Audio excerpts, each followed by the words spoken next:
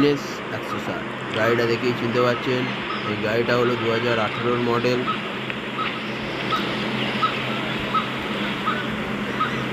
গাড়িটা 6 বছর হতে যাচ্ছে এবং 42,000 কিলোমিটারের ওপর চালানো হয়ে গেছে, কিন্তু সঠিক মেনটেন্যান্স এবং যত্নের জন্য গাড়িটা প্রায় নতুনের মতোই রয়েছে। দেখতে পাচ্ছেন সেমি ডিজিটাল মিটার কনসোল এবং ওয়েল প্রিমিয়াম কোয়ালিটির হ্যান্ডেলবার এবং সুইচ রয়েছে, ক্লিপ অন হ্যান্ডেলবার রয়েছে, পালসার লেখাটা 3D লোগোতে রয়েছে। পিছন থেকে দেখাচ্ছি মনোশক সাসপেনশন। গাড়িটি অসাধারণ, 60 সিসির মধ্যে রেসিংয়ের জন্য বেস্ট, কিন্তু মাইলেজের দিক থেকে বলতে গেলে কমই মাইলেজ দেয়। সেখানে হন্ডা ইউনিকর্ন অনেক বেশি মাইলেজ দিয়ে থাকে। কিন্তু যারা বলে যে বাজাজের গাড়ি বা বাজাজের স্পেয়ার পার্টসে প্রবলেম আসে, তাদের জন্য আমি বলবো 6 বছর ধরে গাড়িটা চালাচ্ছি, 42,000 কিলোমিটারের ওপর চালিয়ে ফেলেছি এবং গ্রামগঞ্জের রাস্তা। চলুন এবার আমরা ইঞ্জিন নিয়ে একটু বলে থাকি। এই ইঞ্জিনের পাওয়ার যথেষ্ট বেশি, 160.33 সিসির ইঞ্জিন, 17.2 PS, 9000 RPM পাওয়ার জেনারেট করে থাকে এবং টর্ক বলতে গেলে 14.6 নিউটনমিটার, 72,250 RPM-এ উঠে থাকে। দেখতে পাচ্ছেন ইঞ্জিনের তলার দিকের অবস্থা, কোনো দিকে কোনো, এটা ডুয়েল চ্যানেল ABS রয়েছে, সামনে এবং পেছনে দুদিকেই ABS-এর ব্যবস্থা আছে। মনোশক সাসপেনশন, পেছনে ব্রেক অয়েল। ভেতর থেকেই দেখাচ্ছি, দেখুন একদম নর্মালি বলছি, ভিডিও করার জন্য বা কোনো রকম লাইক বা শেয়ারের জন্য বলছি না।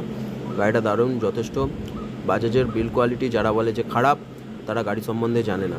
Well maintenance, time to time service is the best logic any how. সামনের ABS, ডিস এবং ব্রেক চ্যানেল দেখুন, বুঝতেই পারবেন না যে 6 বছর ধরে গাড়িটা চলছে। এটা হচ্ছে অয়েল কুল ইঞ্জিন, এই যে কুলেন্টটা দেখা যাচ্ছে, জং বা কোনো রকম কিছুই দেখতে পাবেন না।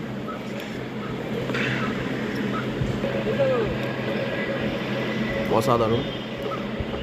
Bajaj made in Indian brand, সেখানে হন্ডা হচ্ছে একটা জাপানিজ ব্র্যান্ড বলতে গেলে। তো জাপান যবে থেকে গাড়ি তৈরি করা স্টার্ট করেছে, তবে থেকে ভারতে সাইকেলও ম্যানুফ্যাকচারিং হয়নি, কিন্তু বর্তমানে বাজাজ যা মার্কেট ধরে নিয়েছে, তাতে বলবো হন্ডা বা ইয়ামাহার ইঞ্জিনকে যথেষ্ট টক্কর দেয়। দেখুন হন্ডার বা ইয়ামাহার ইঞ্জিন আমি বলবো না খারাপ, যথেষ্ট ভালো, এবং বাজাজের ইঞ্জিনের থেকে অবশ্যই ভালো হওয়া উচিত, কিন্তু বর্তমানে বাজাজের ইঞ্জিন যথেষ্ট ভালো। বাজাজের গাড়ি এখন প্রায় 75টা দেশে চলে থাকে এবং ভারতবর্ষের মেড ইন ইন্ডিয়ান কোম্পানি ভারতবর্ষের জন্য যথেষ্ট বেস্ট কোয়ালিটির ইঞ্জিন বলা যেতে পারে। পালসারের যেগুলো প্রবলেম থাকে সেগুলো তো স্বাভাবিক প্রবলেম, কিন্তু যথাযথ সময়ে যদি মেনটেনেন্স করা যায় ওই প্রবলেমগুলো আসে না।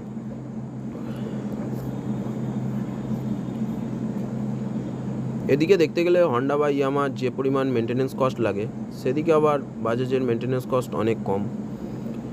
আমি এই গাড়িটা বাজাজের শোরুমে গিয়ে সার্ভিস করি এবং সার্ভিস কস্ট সব কিছু মিলিয়ে খুব জোর হলে ওই 900 থেকে 1200-র মধ্যে হয়ে যায়। এটা ওয়েস্ট বেঙ্গল হুগলিতে আমি বলছি।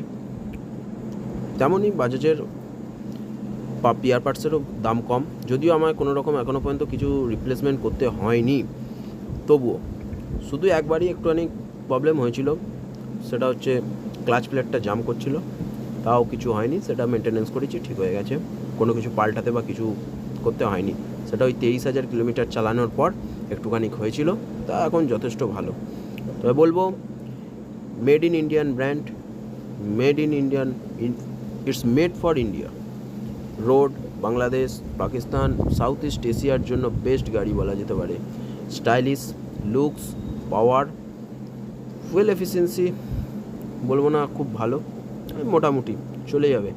তবে যারা R15 বা হন্ডা ইউনিকর্নকে অনেকটাই এগিয়ে রাখেন, তারা বলবো বেকার, ভুল কথা। বাজাজের গাড়ি যথেষ্ট। বাইক ইজ নট ম্যাটার, কী গাড়ি চালাচ্ছেন সেটা ম্যাটার নয়, কে চালাচ্ছে সেটা অনেকটাই ম্যাটার করে থাকে। আর দ্বিতীয় কথা বলতে গেলে গাড়ি সঠিকভাবে যত্ন নেওয়া, মেনটেনেন্স, এটাই হলো বেস্ট পলিসি একটা গাড়িকে ভালো অবস্থায় রাখা এবং সুন্দরভাবে চালানো। এটাই হলো গাড়ি ভালো থাকে। আর কিছু বলবো না, চলুন।